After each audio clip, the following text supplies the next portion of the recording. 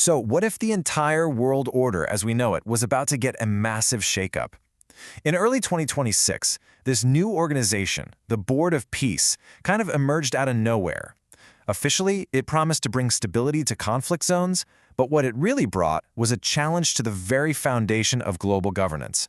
I mean, really think about it. What if the United Nations suddenly had a major competitor, a rival body for global governance? It sounds like something out of a movie, right?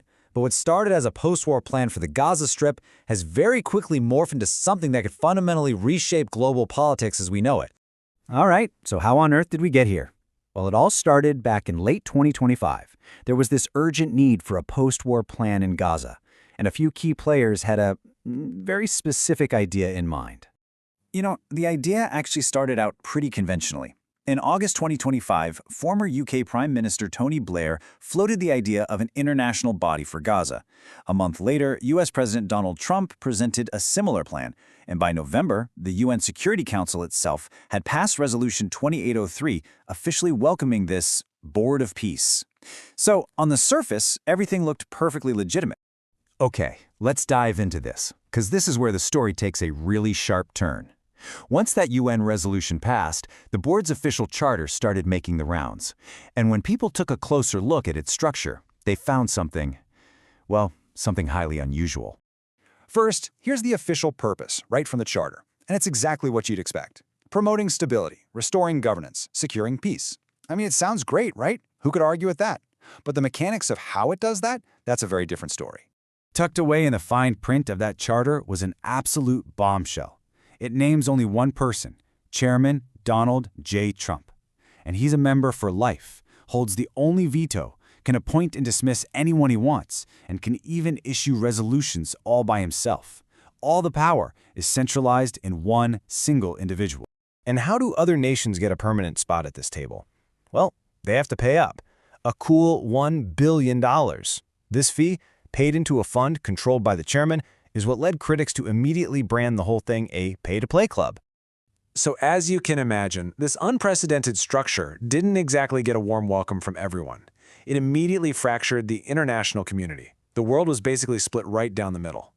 Now, just remember, the official line, the story everyone was sold, was that this was a UN-endorsed body focused squarely on peace and reconstruction in Gaza. That was the premise that everyone had initially bought into. But that perception, yeah, it crumbled almost overnight. This quote from The Guardian just nails the new reality. Suddenly, the board wasn't seen as a peace mechanism anymore, but as a private club designed to, and I quote, supplant the UN itself. And you can see that global divide right here. Of the 60 or so nations invited to join, only about a quarter of them accepted. A small but really significant group, including major Western allies, flatly said no. And that left the vast majority just undecided, watching cautiously from the sidelines. So let's look at who fell on which side of the fence. Nations like Argentina, Israel, and the UAE, they were quick to join up. But traditional U.S. allies like France, the UK, and Sweden, they declined the invitation. And then you have Canada, which tried to kind of thread the needle, agreeing to join in principle, but publicly refusing to pay that billion-dollar fee for a permanent seat. And the stakes here were incredibly high. When France announced it would not answer favorably to the invitation, President Trump immediately threatened to slap 200% tariffs on French wine and champagne. This wasn't just some polite diplomatic disagreement, it was turning into a serious diplomatic brawl. Okay, so let's zoom out for a second. The crucial point to understand is this. As the dust settled, it became blindingly obvious that this was never just about Gaza. All the signs were pointing to a much grander ambition, creating a direct alternative to the United Nations. And look, we don't even have to guess. The words came from the board's founder himself. On January 20th, 2026, Donald Trump explicitly said that the Board of Peace, quote, might replace the UN, making his intention crystal clear. Now this next part is maybe the most clever, or a little scary detail of the whole thing. It's all in the wording. The UN resolution that gave the board its legitimacy didn't just name the US president as chairman. No, it specifically named President Donald J. Trump.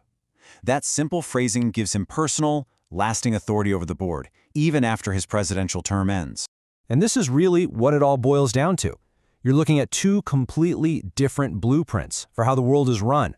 On one side, you have the United Nations, built on international treaties, with distributed power and accountability, and on the other, the Board of Peace, built on a private charter with totally centralized power and, well, no clear accountability.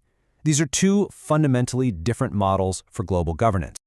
All right, so where does all this leave us? This whole development has placed the world at a major political crossroads. What does this new body actually mean for our future? Well, you can basically see two possible futures branching out from here. On the one hand, in Path 1, the board becomes this agile, dynamic body that bypasses all the UN bureaucracy to resolve conflicts quickly. But then there's Path 2, and it's a lot darker. The board could usher in an era of transactional, pay-to-play power politics, undermining decades of international cooperation. And the risks here are absolutely profound.